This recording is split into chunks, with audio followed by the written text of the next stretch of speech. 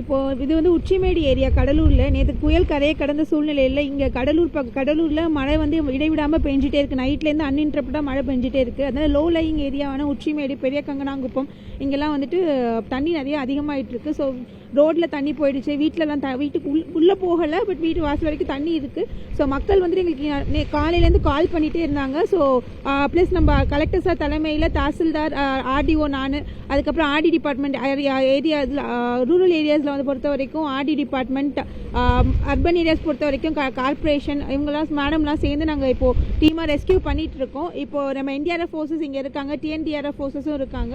So இவங்களோட உதவி மூலியமாக மக்களை வந்து நம்ம வீட்டிலேருந்து வெளியில் அப்புறப்படுத்தி நம்ம ஷெல்டர்ஸில் தங்க வச்சிட்ருக்கோம். அவங்களுக்கான உணவு ஏற்பாடு அதெல்லாமும் செஞ்சிட்ருக்கோம்.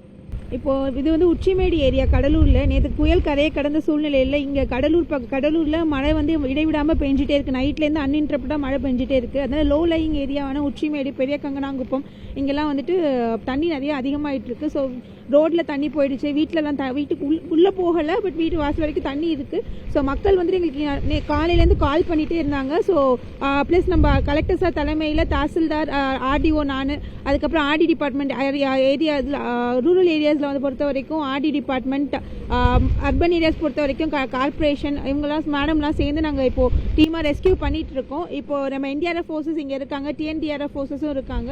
ஸோ இவங்களோட உதவி மூலியமாக மக்களை வந்து நம்ம வீட்டிலேருந்து வெளியில் அப்புறப்படுத்தி நம்ம ஷெல்டர்ஸில் தங்க வச்சிட்ருக்கோம். அவங்களுக்கான உணவு ஏற்பாடு அதெல்லாமும் செஞ்சிட்ருக்கோம். இந்த பெஞ்சல் புயல் காரணமாக வந்து கடலூர் மாவட்டம் முழுவதுமே கனமழை பெய்திருக்கு. இப்போ பொதுவாக பார்த்தீங்கன்னா இந்த குடியிருப்பு பகுதியெல்லாம் வெள்ள நீர் சூழ்ந்திருக்குது. இப்போ நம்ம இருக்கிற பகுதி வந்து உச்சிமேடு மகாலட்சுமி நகர். அந்த நகரில் பார்த்தீங்கன்னா இந்த குடியிருப்பு கிட்டத்தட்ட 300க்கும் மேற்பட்ட குடியிருப்புகள் இந்த பகுதியில் இருக்குது.